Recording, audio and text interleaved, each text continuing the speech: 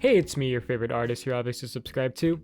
I noticed I have a lot of shading videos, but I never really explained the principles of shading, so I decided that today I'm going to teach that. Shading is a key component in art.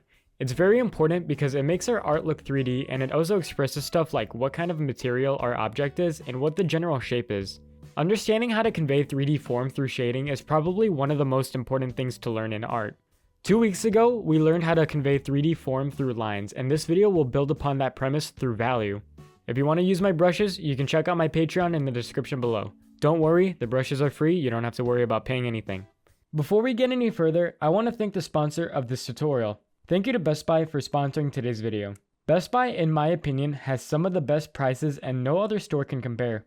At the top of their website, they always have weekly and daily deals that show the best things they have to offer. From laptops and computers, to smart tablets, to PC gaming, Best Buy is pumping out the lowest prices I have ever seen. For example, you can save up to $100 on the Wacom One. If you're looking to start digital art and you're looking for a cheap beginner-friendly screen tablet, you can look to buy the Wacom One, which is only $300. That is an amazing deal in my opinion. If you're looking for something much cheaper, you can check out the Wacom Intuos, which is a premium non-screen tablet that only costs $50, marked down from $70. Both of these tablets require a computer, but luckily Best Buy has some of the best offers for computers. You can be willing to spend as low as $400 on a tanky Windows computer that fulfills all of your needs. These computers have amazing hardware along with a lot of storage for all your drawings. If you have the Best Buy's Total Tech membership, you can get even more exclusive offers that include stuff like security systems, e-bikes, and appliances. I especially love the Google Nest devices because it's easy to control my lights, computer, and TV with just my voice using the Google Nest. If you find any products you like online at a cheaper cost, Best Buy will immediately match that price to offer you a better service. So basically, if a company is offering you $50 for a Google Nest and Best Buy is offering $60, if you tell Best Buy that this company is offering you $50, they will immediately match that price. This way, you can get the amazing deals other competitors might have, but with the amazing service that Best Buy provides. What is that service, you might ask? Well, Best Buy offers fast fulfillment options with their in-store pickup and fast delivery options. In-store pickup is really useful when you're not looking to browse Best Buy and you immediately just want to buy what you're looking for. If you don't want that and you just want your stuff delivered to your house, Best Buy can offer as fast as same-day delivery to most products. So the next time you're thinking about buying an electronic or an appliance, save yourself the time and trouble and check out Best Buy. Before we can shade, it would probably be helpful to learn the different parts of a shadow. So let's see. So let me hide all these layers so we can see the different parts of the sphere. Okay, so the first thing is our halftone. Halftones are pretty much our base color, which is the true color of our object. That's pretty self-explanatory. You know what base color means. The next thing are core shadows. Core shadows are shadows on the object itself. An easy way to understand where a core shadow is going to be is basically making an outline of where the light and dark meet. This outline should follow the 3D curvature of the object, and I'm going to show you with the sphere right now what I mean by that. So let me just map the sphere real quick just so we can understand its curvature. So that's the curvature of the sphere.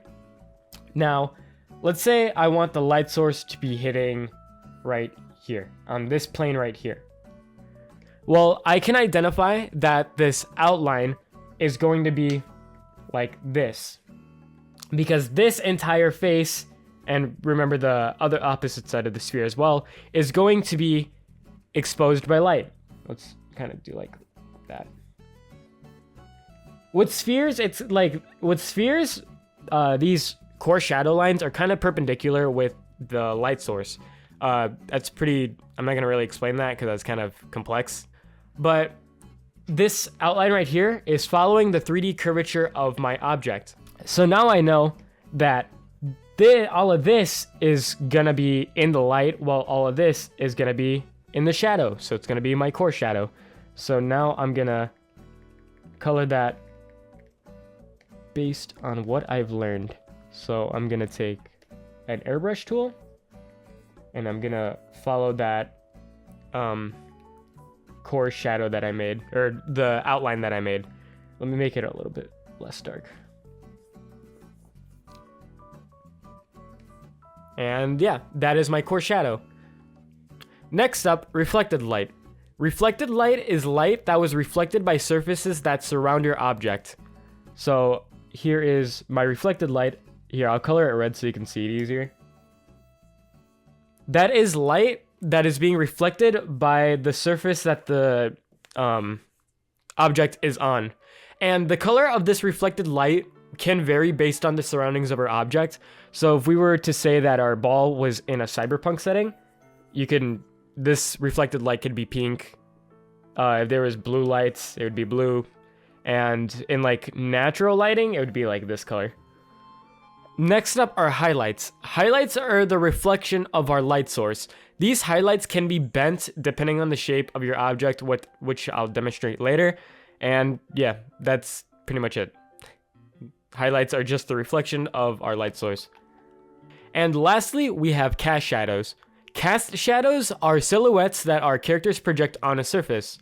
These shadows are very useful for communicating where our object is in a 3D environment. So as you can see, based on my cast shadow, I can deduce that my sphere is sitting on its surface. If my sphere was, let's say, floating in the air, then my cast shadow would be like this. If it was floating in the air, it would be right there. Keep in mind that the further away the cast shadow is, the blurrier it will become. So since I want to show that my object is floating, it is probably going to be far away from the surface that it's on. So I would have to blur this to show that it is nowhere near the platform. And lastly, also keep in mind that these cast shadows are bent based on the 3D form of the surface it is on. So let's say I had a sphere, and let's say this sphere, I don't know why I keep saying sphere. Let's say this sphere was sitting right on top of, let's say, a cylinder. Okay, let's say that this sphere is sitting right on top of the cylinder. I know that the sphere is going to create a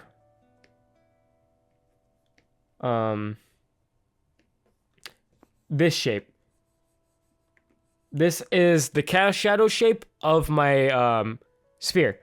So if I lay it on top directly on the cylinder and I want my light source to be pointing this way, then this shape is going to wrap around the cylinder like this.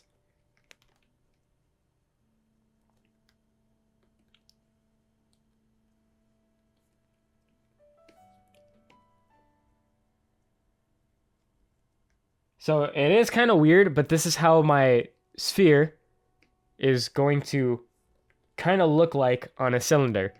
Now since this part of my sphere is farther away from the actual sphere than this part is, then this part is going to be much blurrier than this part. So let me do that right now.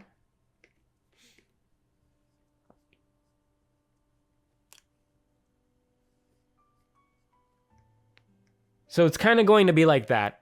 I forgot to mention that these cast shadows also reflect light. So like how we added like a little bit of lighting in the shadow of the object, you're also going to do it in the cast shadow of the object. So kind of like that.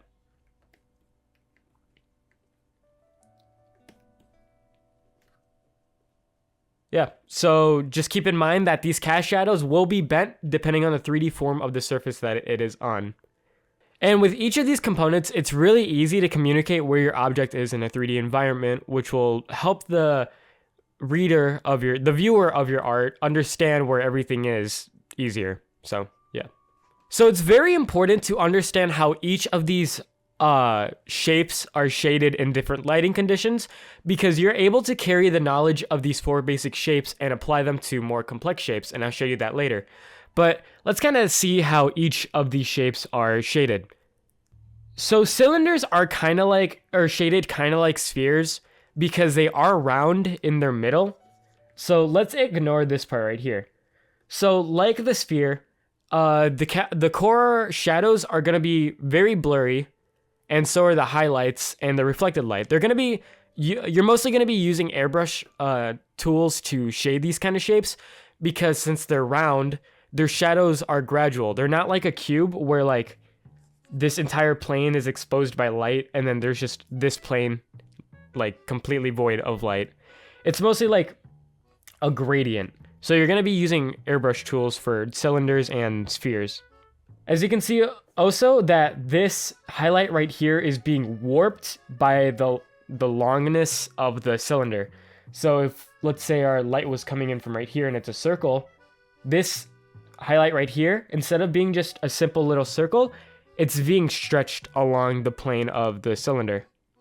So mostly a cylinder is like just a bunch of lines of shading. So here you have your highlight line, your mid-tone or your half-tone line, your core shadow line, and then your reflected shadow, because each of these values are being stretched along the surface of the cylinder. And then this part of the cylinder is mostly like a cube.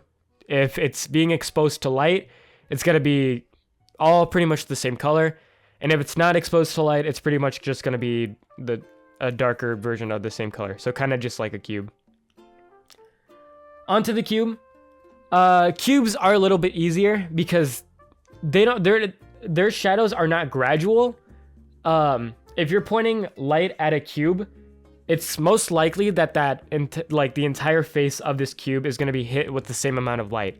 There might be some variety, so I kind of like to lightly go in with an airbrush tool and just kind of add like a little bit of variety of shadow, but it's mostly going to be within the same value range. So let's say that my light source was being hit right here. Then this entire plane is going to be light. This entire plane might be kind of dark. And then this plane right here is going to be entirely dark. The cube's pretty easy. And now we're on to the cone. And the cone is kind of funny. So the cone is pretty much the cylinder, except the cone right here kind of warps in. So like it's pretty much like a cylinder, but this part is just one point instead of being a circle.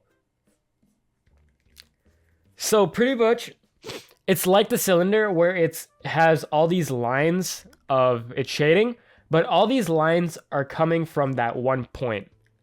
And that's pretty much the difference between the cylinder and the cone.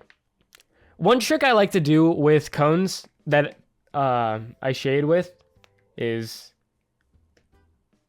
I basically shade the entire, like let's say that the light was coming in from right here.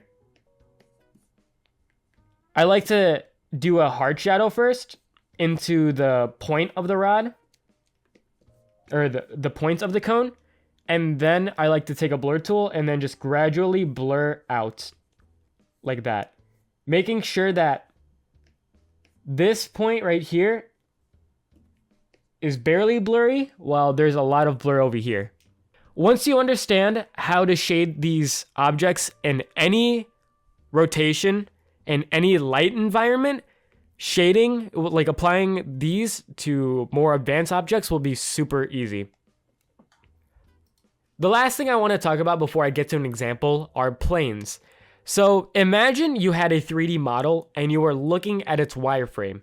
Those are basically its planes, and those make it a lot easier to visualize what you should be shading. So the most basic example is this square. We all know squares have 6 planes. 1, 2, 3, and blah, blah, blah. And as I told you, cubes are relatively easy to shade because if there's a light source hitting here, then this entire plane is most likely just going to be one color with one value with some variety. And as you can see, this plane right here is all the same color. This plane right here is all the same color. And this plane right here is all the same color. If we apply this to each of our objects and we can understand their wireframe or their planes, it's easier to tell what their value would be relative to the light source. So let's look at this cube. Let's look at the cylinder. The cylinder will be easier. Remember how I said this? These are basically lines of shading. Well, that's because the planes of the cylinder would look like this, the wire mesh. And then this entire thing would be one plane. So if I understand, if I can break down my object into planes and then say where my light source is, so let's say it's right here, it's easy to predict what color or what value each of the planes are going to be. So this plane right here is going to be my highlight because that is where the light source is. That is where the light source is hitting. These planes right here are most likely going to be my halftone. Okay, these planes right here are most likely going to be my halftone because it's not where the light source is hitting, but it is close by it. And then everything behind these halftones are most likely going to be where the shading is. So these right here will most likely be where my shading is. And then the reflected light is probably going to be right there. So yeah, let's see another example with another shape. So let's see the circle. The circle is probably a little bit more complicating. So let's break our circle into planes. So those are the planes of my sphere. So as you can see, let's say we had a light source hitting here. Then I can probably predict that the highlight is going to be right here. And that the halftones are probably going to be in these squares right here. And then I can probably guess that the core shadow, its outline, is probably going to be somewhere like around right here. And then maybe I can extend a little bit. And then this is probably where my reflected light is going to be. So if I can break that down, then I could shade each of those planes accordingly, and then blur it out because it's a sphere, so it's going to be a little bit blurred. And then I can probably create something similar to this. So it's more like you're not going to be using planes to directly paint on, but they're more going to be visual guides on understanding what the value of your object is relative to the light source, or like what each of the parts of your object is relative to the light source. You're not going to be painting directly upon it. They're just guides, basically. So you might have been wondering while I was showing you the examples is like what value should each of what value should the core shadow be, how light should the highlights be, and etc. So the intensity of each parts of these shadings are vary depending on the material of your object. So as you can see over here. So as you can see, plastic, the ranges of the value are pretty close to each other, so it's going to appear more dull, and thus it's giving it more of a plastic look to it. While steel, a lot of these values the range of these values are very high. There's a lot of contrast in these values, so it's going to appear more like steel. And with steel, if more of these values are clashing against each other, then it looks more reflective or metallic, because that's what you're going for. The type of material that you're trying to convey is metallic, so you want a lot of contrast in these values. Woo, now we get to do an actual example instead of listening to a lecture like it's art school. Well, yeah. So now let's apply all these concepts that we learned to an actual character of mine. So this is pretty much the example we're going to be following. So let me hide all these layers, and I'm going to show you how my thought process behind shading it. So first, get your halftones, which is probably the easiest part, because all you just have to do is color inside the lines. So yeah, just color everything, your base color. It could be pink, red, blue, any color. I'm only using monochromatic colors because it's easier to show value that way. So yeah. After that, let's identify the core shadow of our skin, or of our face and head. So how do we go about doing this? Well, like I said earlier, we can make a plane model, or like a wireframe model of our head. So this is pretty much like a standard wireframe that I use. I don't actually draw this, I think about it in my head, but for today's tutorial, I'm going to actually visualize it. So as you can see, there is a giant sphere here, a cylinder here, and then this part is more complex in geometry, so I'm going to break it down into planes. So the first thing I'm going to do is I'm going to create my core shadow outlines of where light and dark meet. So remember earlier where I said that for spheres, the core shadow outline is basically perpendicular to the light source? Well, that's true here because this entire head part right here is a sphere. So I'm just going to do that. Based on this light source, I'm going to want to add lighting here because I want to show that her cheek is protruding from her eye socket. So I'm going to color here. I also want to add a light source right here because I want to show that her nose is protruding. I don't want this part to be highlighted because I don't want this part to be to seem connected to her nose. I want her nose to look like a nose. And if I add lighting to this part, her nose is gonna look connected in a weird way. So I'm just gonna ignore that part. I'm gonna highlight right here and right here because I want to show that those two parts are protruding from her face because your chin is basically like pointing out of your face. So is your nose. Your cheeks are pretty much protruding from your face as well. And your lip is as well. I want her face shapes to be protruding from the sphere of her head to give it 3D form. And that's why I'm basically highlighting these areas. And as you can see in my core shadow, yeah, that is pretty much where I am highlighting.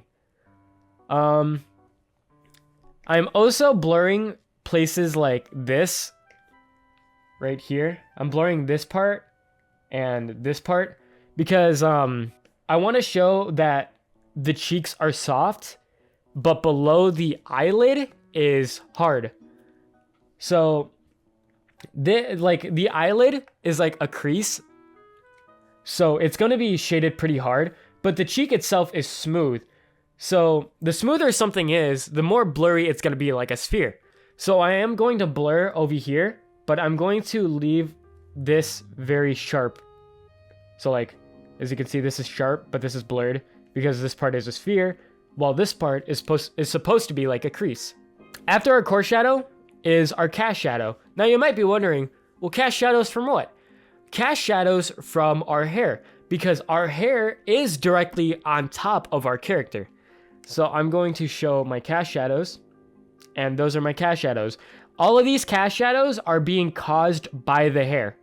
So remember, our light source is coming down from right here. So there's going to be a cast shadow right here, here.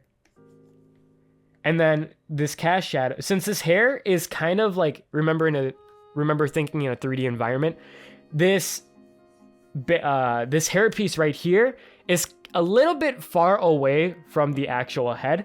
So if you can tell right here that we are getting this cast shadow right here is getting a little bit thicker and a little bit blurrier over here. And that is because this piece of hair right here is getting farther from her head. So to represent that, the shadow is getting bigger and a little bit more blurry. This cast shadow right here is actually being caused by this part of the face right here, because this cylinder and this part is technically two different things. So we're gonna make a cast shadow from the jaw to the neck, and of course it gets blurry because it's it's pretty far away from the chin. The neck and the lower jawline are pretty far from each other, so it's going to be blurry. And that's pretty much it. Next is our reflective lighting. There's not too much of this. It's pretty much just going to be in this lower neck right here, inside of this, like right here. And then, yeah, that is pretty much everything that we need. Now for the hair is going to be very, very easy because hair is very flowy. So imagine hair like a blanket, okay? So if we lay a blanket right on top of a sphere, that blanket is basically going to take the shape of the sphere and then just kind of be loosely hung. So it's going to be taking the shape of the sphere up here and then just be loosely hung. And that's pretty much how the hair works. Up here is pretty much a sphere as well because that hair is being applied directly on top of the head like a blanket. So we can pretty much deduce that right here is pretty much a sphere. So I'm going to show my core shadow right now. And as you can see up here, I did shade it like a sphere. The core shadow outline is like that. Everything down here is dark and everything up here is light. But you might notice something weird. Our line is a weird shape. It's like a lot of strokes kind of make up the outline, the core shadow outline. And that is because of the point I made earlier. That the shapes and intensity of each part of our shading can help define the type of material our object is. The shape of this shading right here is pretty much very strokey. And that is because these strokes are supposed to represent different hair follicles. And because of that, we are able to give our hair texture and show that it's made of a material, that material being hair. So if you want to know how I pretty much made that texture, pretty much what I do is, remember, let's say that we made our core shadow outline and that we just filled everything in below here.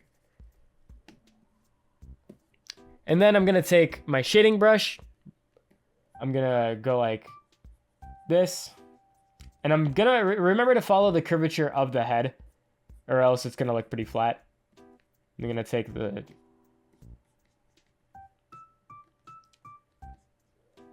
dark color, and then I'm going to take my smudge tool, and I'm just going to basically smudge the long strokes. And then I'm going to add some maybe smaller strokes to add some more like small hair.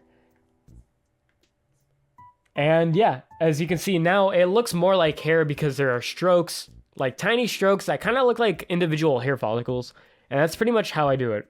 So the rest of my core shadows are just going to be places where light can't hit because it's like inside. This part of the hair is being covered by the outside hair and the face, so it's going to be shaded. Those are our core shadows. And it's very important to highlight the sphere nature of our hair to make it have more 3D form. It's more important to think about the 3D form of your object rather than the small minute details. For the reflective lighting, I don't actually have like an individual layer of it. It's actually with my core shadow. But basically, the reflective highlighting of this object. So let's get the little ghost thing again that we had. So remember that our core shadow was like this. Hold on. Our core shadow is pretty much like that. So a lot of this reflective lighting will kind of just be at the bottom like this because hair is pretty reflective. So what I like to do is that I like to fill in my entire core shadow first. I like to put another layer and then take the same color as my halftone and then just apply it in a large gradient like that, and then just kind of change it to how reflective I want the hair. And yeah, that's basically where the reflective lighting comes in. As you can see, this part of the hair is much darker than this part of the hair, and that's kind of where the reflective lighting comes in. Then our cast shadows. These cast shadows are basically just cast shadows formed by layers of the hair being laid on top of the other layers of the hair. So like right here, we have a cast shadow because this hair strand right here is covering this part of the hair strand right here. This hair strand is covering this part of the hair strand right here. And then just I wanted more value, so I just added more cast shadow over here just because I wanted to add more value to my hair. And then our highlight. So remember, the shape of our highlight can also help define the material that we're working with. So what I did here is I took a lighter color than our halftone. I applied it like this. If you look in a lot of hair pictures, a lot of like highlights of hair are like wrapped around their head, which is where this comes in. And then I'm gonna do the kind of the same thing that I did with the core shadow, but I'm gonna do it a lot more lightly just so it doesn't go through the entire thing.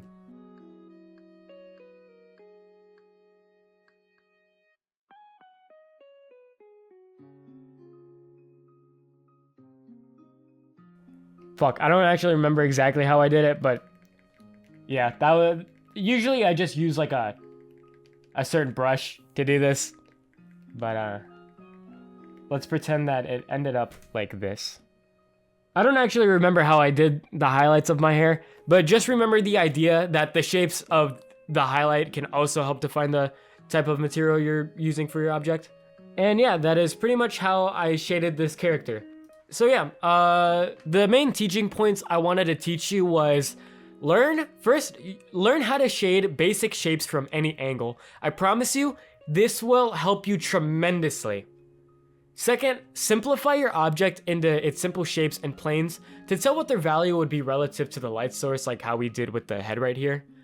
The shapes and intensity of each part of your shading can help define the type of material your object is.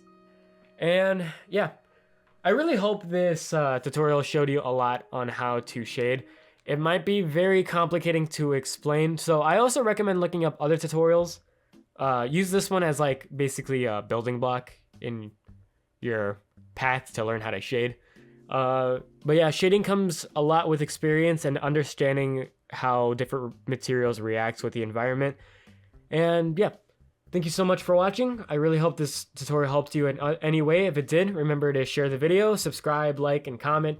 Turn on the notification bell like I'm a cringe-ass YouTuber. And yeah, thank you for watching. Have a good day, and I will see you next time. See ya.